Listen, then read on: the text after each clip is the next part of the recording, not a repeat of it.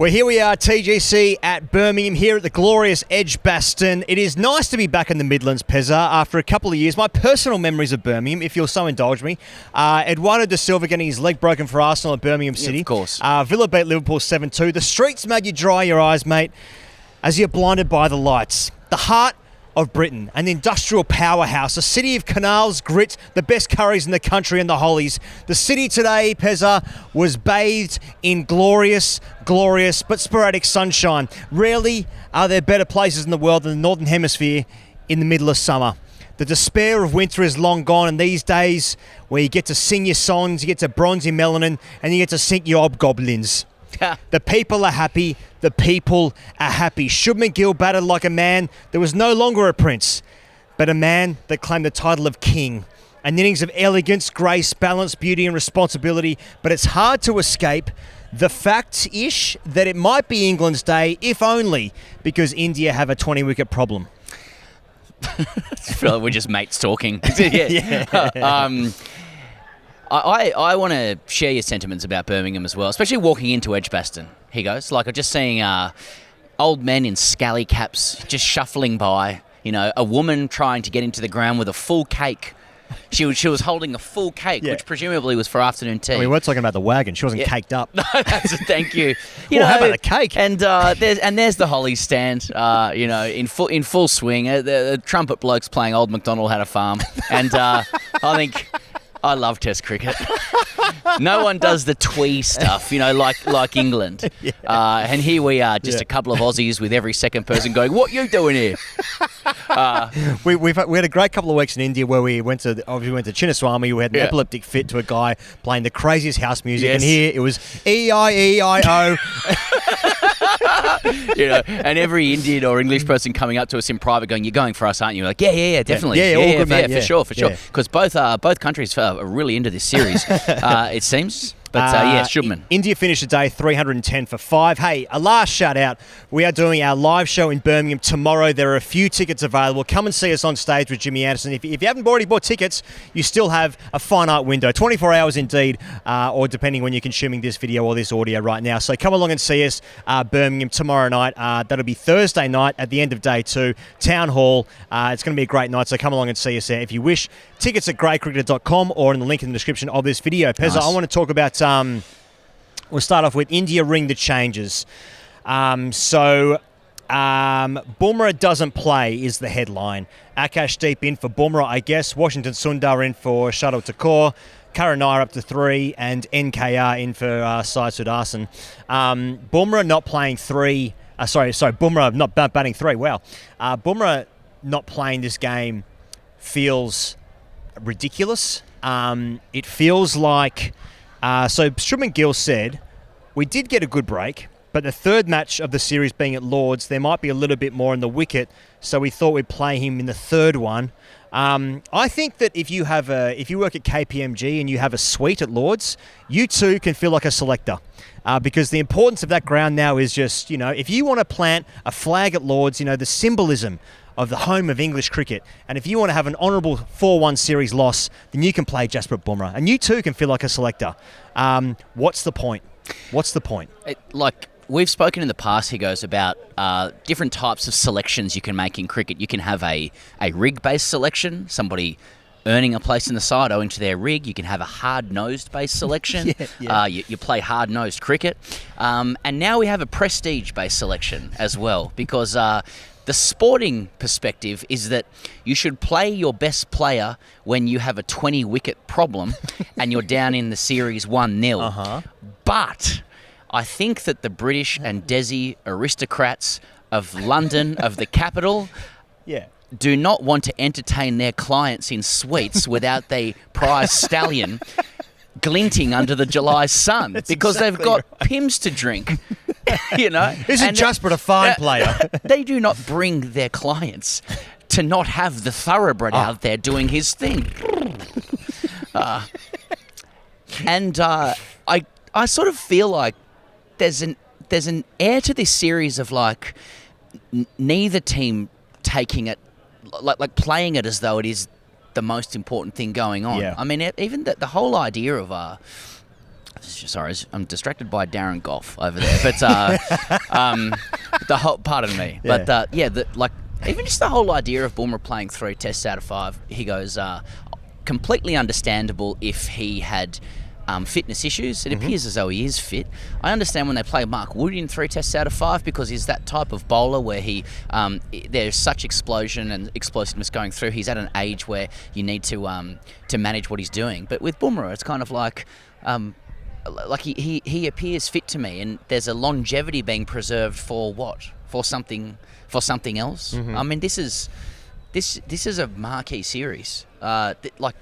India can do England here, but it doesn't feel like they can do it without Bumrah. And it's amazing to me that if we're actually serious about it, that like the prestige of Lords has somehow factored in to when you play your prized bowler at 1-0 down.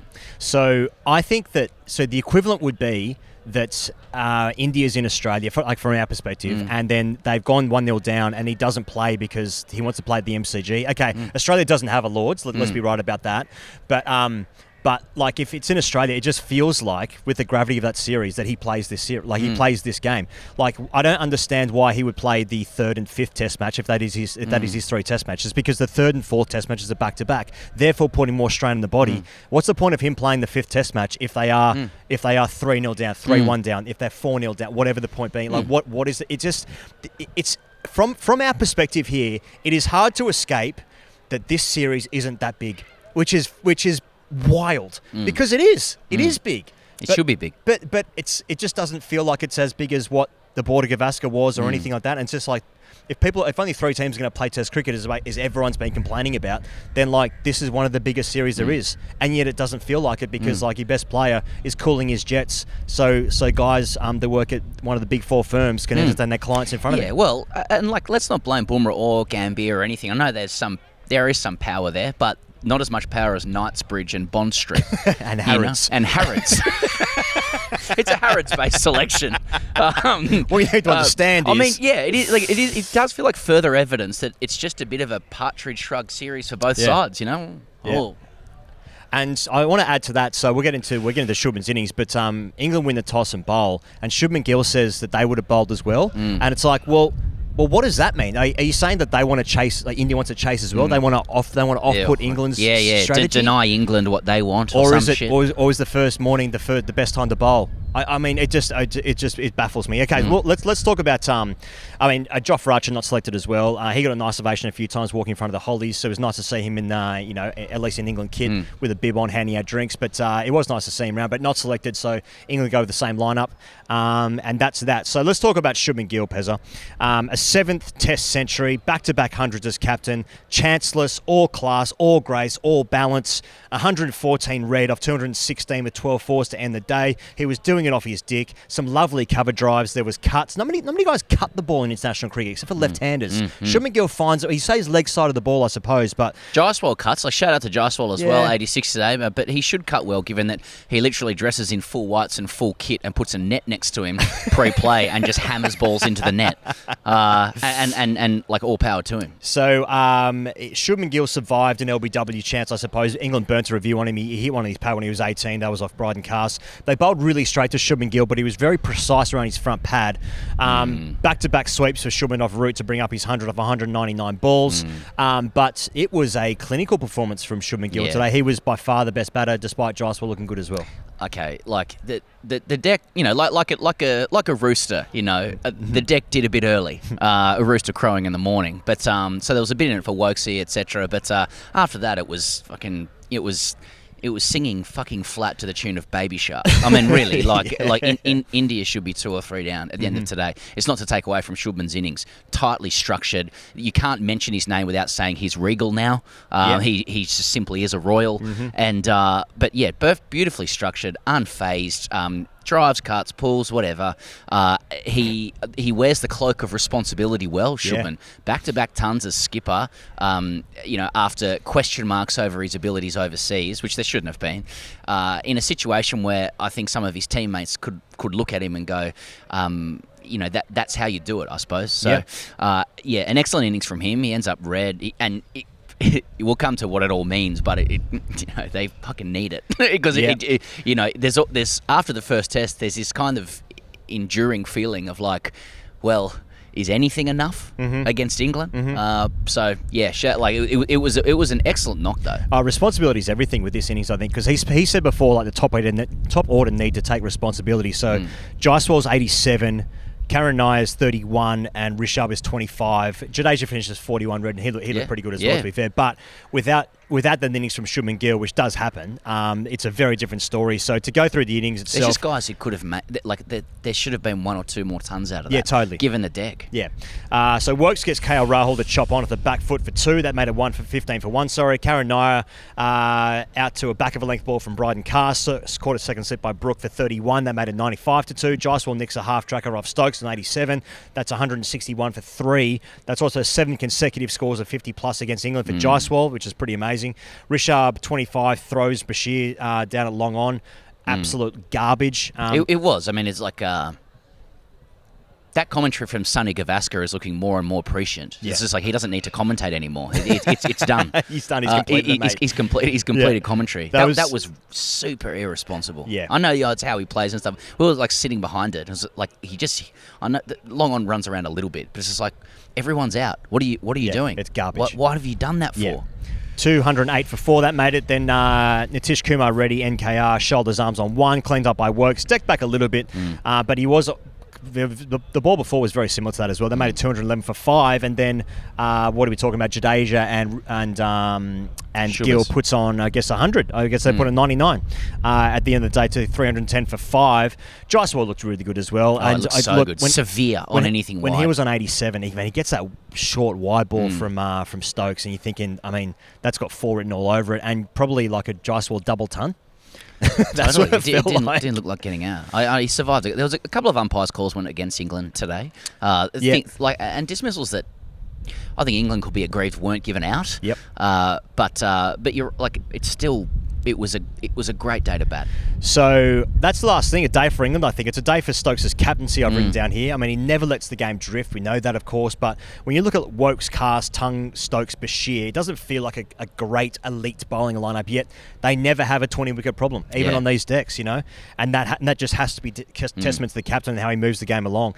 It felt like any time India brought the game back to parity, England took a wicket. So the wickets fell at 15, 95, 161, 208, 211. So when Jaiswal was out, they were 2 for 161. And at that point, you thought that they're not going to get a wicket here. I mean, everyone in the press box was going like, "How do we get one?" It felt but like that's what Stokes does. He conjures. Yep. Sorry, go on. Chris Wokes was excellent today. Bowled 7 overs on the trot for the first bowl. Bowled 21 overs today. 36-year-old Wokes. He finishes with. He was only 1. 2 for 59. 259 off 21. He could have had 4 or 5 It was outstanding.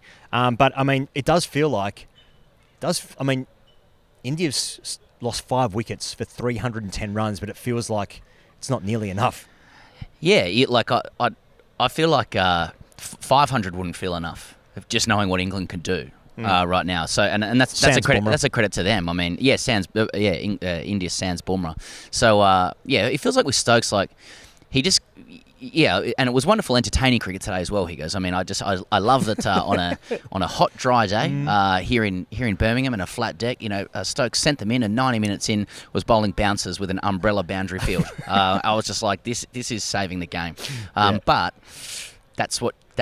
that's how he gets wickets in these conditions. Like he kind of goes like, all right, I'm going to order in this flat deck, they're baseball flatties now. I'll order them in. I'll figure out how to get 10. I don't know. Just leave it to me. I'll fucking put some guys somewhere, and I'll like sort of spirit these wickets up, and then we'll just do the rest with the blade. And it's a decent method. By the way, the boundaries are brought in miles. The boundaries in miles off the actual boundaries. That's the method.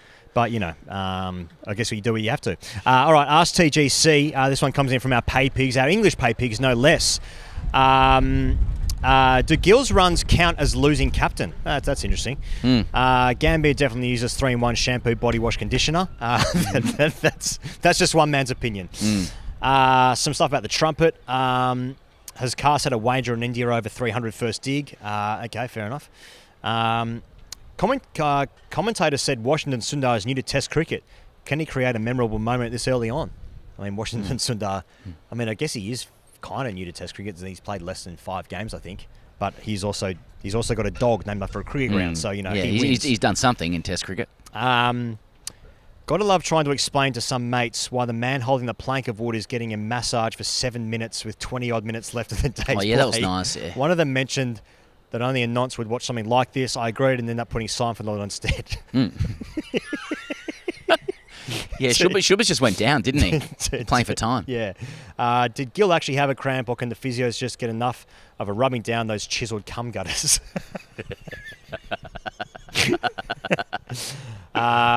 Yorkshire Jim said, love the appearance on BBC's Test Match Special and kudos for making it through without saying use cunts and appealing to its listenership and appalling its listenership of pensioners and me. Yes. It was very nice to be on TMS as invited. Yep. For another time. So thank you very much to the BBC for getting behind the boys. And thank you for getting behind the boys. It's great to be here in Birmingham. Looking forward to our show tomorrow night. Pumped up for that. We've been here for less than 24 hours, I think, and we are cooked. But it is nice to be here. The sun's shining. We're having a good day. Looking forward to seeing England bat at some stage, I've got to say, especially without Bumrah. It could be anything. It could be anything. All right, we'll see you guys on the internet. Could be tomorrow. Surrey stuff. Cheers.